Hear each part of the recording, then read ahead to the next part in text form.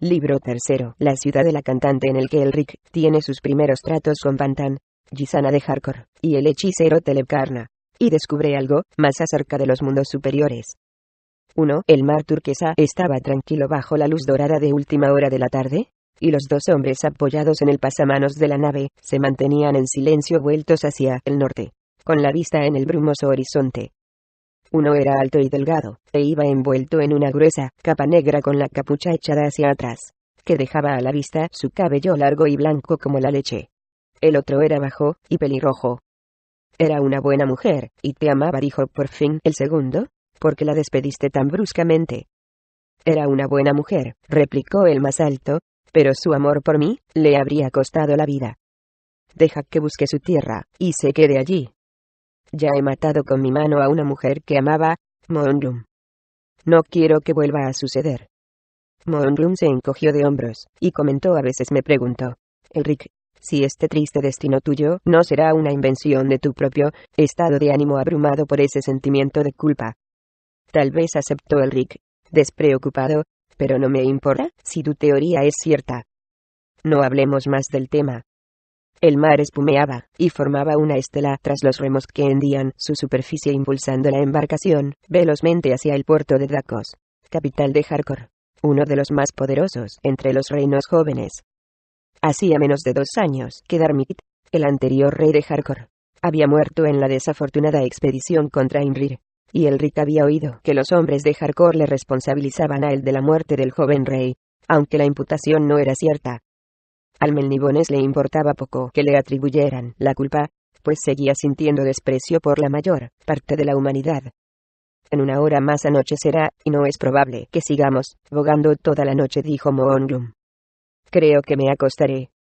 Elric se disponía a contestar cuando le interrumpió un grito agudo procedente de la cofa. Vela por la mura de babor. El vigía debía estar medio adormilado, pues la nave que se acercaba a ellos podía distinguirse sin dificultad desde la cubierta. Elric se hizo a un lado mientras el capitán, un tarquesita de rostro cetrino, se acercaba corriendo por cubierta. ¿Qué barco es ese, capitán?, preguntó Moonglum. Una trireme de Pantan, una nave de guerra. Se disponen a abordarnos. El capitán continuó corriendo, gritando órdenes al timonel para virar el rumbo. Elric y su compañero cruzaron la cubierta para observar mejor la trireme. Era una nave de velas negras, pintada de negro con profusión de dorados, con 3 remeros por pala, en lugar de los 2 por remo de la suya. De grandes dimensiones, pero a la vez elegante, tenía una alta popa curva y una proa baja, en cuyo extremo se apreciaba ya el gran espolón forrado de bronce hendiendo las aguas. Llevaba 2 velas latinas, y tenía el viento a favor. Los remeros del barco de Elric se dejaron llevar por el pánico mientras se esforzaban por virar la nave, siguiendo las órdenes del timonel. Los remos se alzaban y caían confusamente, y Moonglum se volvió hacia Elric con una media sonrisa. No lo conseguirán. Será mejor que prepares tu espada, amigo mío. Pantan era una isla de hechiceros, totalmente humanos, que pretendían emular el viejo poder de Melnibone. Sus flotas se contaban entre las mejores de los reinos jóvenes, y realizaban sus correrías, sin miramientos ni precauciones. El teócrata de Pantan, cabeza de la aristocracia sacerdotal, era Hagrenlern, de quien se decía que había hecho un pacto con las fuerzas del caos, y tenía un plan para dominar el mundo. Elric consideraba a los habitantes de Pantan unos advenedizos que no podían ni aspirar a emular la gloria de sus antepasados. Pero incluso él tuvo que reconocer que la nave era impresionante, y que no tendría problemas para reducir a la galera de Tarques. Muy pronto, la gran trireme se lanzó sobre ellos, y capitán y timonel permanecieron en silencio ante la certeza de que no podrían evitar el espolón. Con un áspero sonido de cuadernas astilladas, el ariete alcanzó la popa e hizo una vía de agua en la galera por debajo de la línea de flotación. Elric permaneció impasible, observando los garfios de abordaje de la trireme que volaban hacia la cubierta de la galera. Con cierto desánimo, sabedores de que no eran rival para la tripulación de Pantan, bien entrenada y pertrechada, los hombres de Tarques corrieron hacia popa prestándose a resistir a los asaltantes. Elric, tenemos que ayudarles, gritó Moonglum con urgencia. El albino asintió a regañadientes. detestaba desenvainar la espada mágica que llevaba al costado, cuyo poder parecía haber aumentado en los últimos tiempos. Ahora, los guerreros de armadura escarlata se descolgaban mediante cuerdas hacia donde les aguardaban los tarquesitas. La primera oleada, armada de anchas espadas y hachas de guerra, se lanzó sobre los marineros obligándoles a retroceder. La mano de Elric se cerró en torno a la empuñadura de la tormentosa. Al asirla y sacarla de la funda, la espada emitió un gemido extraño y perturbador, como de impaciencia, y un extraño fulgor negro brilló a lo largo de la hoja. Elric la notó palpitar en su mano como un ser vivo mientras se lanzaba en ayuda de los marineros de Tarques. La mitad de los defensores yacían heridos en cubierta, y, mientras el resto seguía retrocediendo, Elric se adelantó, con Moonglum a sus talones. La expresión de los guerreros de armadura escarlata pasó del gesto torvo del triunfo a la sorpresa cuando la gran hoja negra de Elric se alzó y bajó con un aullido y atravesó la coraza de uno de ellos, abriéndole el pecho desde el hombro hasta las costillas inferiores. Los asaltantes dieron visibles muestras de reconocer al hombre y su espada, pues ambos eran legendarios. Aunque Moonglum era un hábil espadachín, ninguno de los guerreros le prestó atención, pues todos comprendieron que debían concentrar todas sus fuerzas en acabar con Elric si querían sobrevivir. La salvaje y ancestral ansia de matar que el Melnibones llevaba en la sangre dominó a Elric mientras la espada reclamaba al más. Él y la espada se hicieron uno, y fue la tormentosa, y no Elric, quien tuvo el control. Los hombres cayeron por todas partes, gritando más de horror que de dolor al advertir lo que la espada les extraía. 4 guerreros se lanzaron sobre él haciendo silbar las hachas. Elric decapitó a uno, abrió un gran tajo en el diafragma de otro, cercenó un brazo y penetró de una estocada en el corazón del último. Ahora, los hombres de Tarques le vitoreaban, y, con Moonglum a la cabeza, avanzaron tras Elric barriendo de atacantes las cubiertas de la galera, que naufragaba rápidamente. Aullando como un lobo, Elric se agarró de una cuerda, parte de los aparejos de la trireme negra y dorada, y se lanzó hacia las cubiertas enemigas. «Seguidle», gritó Moonglum. «Es nuestra única posibilidad. La galera está perdida». La trireme tenía cubiertas elevadas a proa y a popa.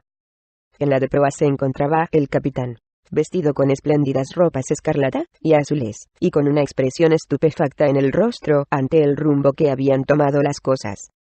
El hombre había previsto reducir a su presa sin esfuerzo, pero ahora parecía ser él quien iba a convertirse en presa. La tormentosa emitió una tonada quejumbrosa, una canción a la vez triunfante y extática, mientras Elric se abría paso hacia la cubierta de proa. Los guerreros de Pantan que aún seguían en condiciones de combatir dejaron de acosarle, y se concentraron en Moonglum, que encabezaba a los tripulantes tarquesitas, dejando al albino vía libre hacia el capitán. Este, miembro de la teocracia, iba a ser más difícil de derrotar que sus hombres. Cuando Elric se aproximó a él, advirtió que su armadura despedía un curioso resplandor, señal inequívoca de que había sido objeto de un encantamiento. El capitán era un hombre típico de su casta bajo y robusto, con una barba cerrada y unos ojillos negros maliciosos sobre una nariz poderosa y ganchuda. Sus labios eran gruesos y encendidos y sonreían ligeramente, mientras, con un hacha en una mano y una espada en la otra, se disponía a hacer frente a Elric, que ya subía la escalerilla de la cubierta. El albino asió la tormentosa con ambas manos y la dirigió al estómago del capitán, pero este se hizo a un lado y paró el golpe con la espada, al tiempo que descargaba un hachazo con la zurda hacia la desprotegida cabeza de Elric. El Melnibones tuvo que saltar a un lado, tropezó y cayó sobre la cubierta, rodando por ella mientras la espada de su adversario se clavaba en los tablones muy cerca de su hombro. La tormentosa pareció alzarse por su propia voluntad para parar un nuevo hachazo y su hoja mágica cortó de un tajo el mango del hacha cerca de la empuñadura. El capitán soltó una maldición, arrojó el mango de madera, asió su espada de hoja ancha con ambas manos, y la levantó. De nueva versión original, la tormentosa reaccionó una fracción de segundo antes de que lo hiciera su portador y su punta se alzó hacia el corazón del capitán. La coraza protegida por el hechizo consiguió detener la estocada por unos instantes, pero, a continuación, la tormentosa emitió un aullido quejumbroso y escalofriante, se estremeció como si acumulara nuevas fuerzas, y descendió de nuevo sobre la armadura. Esta vez, la coraza mágica se partió como una cáscara de nuez, y dejó al adversario de Elric con el pecho al descubierto en el instante en que sus brazos se levantaban para descargar el golpe definitivo. El capitán abrió unos ojos como platos, y retrocedió, olvidando la espada, y con la vista fija en la terrible tormentosa, cuando la punta de esta le alcanzó el pecho, y se hundió en su carne justo bajo el esternón. Con una extraña mueca, el capitán se tambaleó y soltó su arma, haciéndose, en cambio, a la hoja de la espada mágica que le estaba absorbiendo el alma. Por Chardros. No.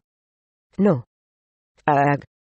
El capitán de la trireme murió sabiendo que ni siquiera su alma estaba a salvo de la espada infernal que empuñaba el albino de rostro lóguno. Elric extrajo la tormentosa del cadáver, y apreció que su vitalidad aumentaba mientras la espada le transmitía la energía que acababa de absorber de su víctima. El albino no quiso plantearse en aquel instante el dilema de que, cuanto más uso hiciera del arma mágica, más dependería de ella. En la cubierta de la trireme, solo quedaban con vida los galeotes esclavos. Sin embargo, la nave de Pantan estaba escorando peligrosamente, pues el espolón y los garfios de abordaje seguían enganchados en el casco de la embarcación tarquesita, que zozobraba rápidamente. «Cortad los cabos de los garfios y siad, deprisa», gritó Elric. Los marineros se dieron cuenta de lo que sucedía, y se lanzaron a cumplir lo que ordenaba. Los esclavos dieron marcha atrás con los remos y el espolón quedó libre con un crujido de maderas astilladas. Los últimos cabos fueron cegados, y la galera condenada a muerte quedó a la deriva. Elric hizo recuento de los supervivientes. Menos de la mitad de la tripulación tarquesita había salido bien parada del abordaje y el capitán había muerto en los primeros envites. El albino se volvió hacia los esclavos de la trireme de Pantan. «Si queréis conseguir la libertad, remad hacia Dacos con todas vuestras fuerzas», propuso a aquellos hombres. El sol se ponía ya, pero, ahora que estaba al mando, el albino decidió seguir navegando durante la noche, guiándose por las estrellas. Moonglum, que había escuchado la propuesta con incredulidad, exclamó: «¿Por qué les ofreces la libertad? Podríamos haber vendido esos esclavos en Dacos, y obtener así cierta compensación por nuestro esfuerzo de hoy». «Se la he ofrecido porque así lo he querido», Moonglum replicó Elric encogiéndose de hombros. El hombrecillo pelirrojo lanzó un suspiro, y se alejó para supervisar la operación de lanzar por la borda a los muertos y a los heridos graves. Jamás lograría entender al albino, se dijo. Probablemente era mejor así. Elric hizo su entrada en Dacos de manera sonada. Cuando Mingo, su primera intención, había sido colarse en la ciudad, sin ser reconocido. Después de dejar a Moonglum negociando la venta de la trireme, y dividiendo las ganancias a partes iguales entre él y la tripulación, Elric se cubrió la cabeza con la capucha, y se abrió paso entre la multitud congregada en el embarcadero, dirigiéndose a una posada que conocía, situada cerca de la puerta oeste de la ciudad.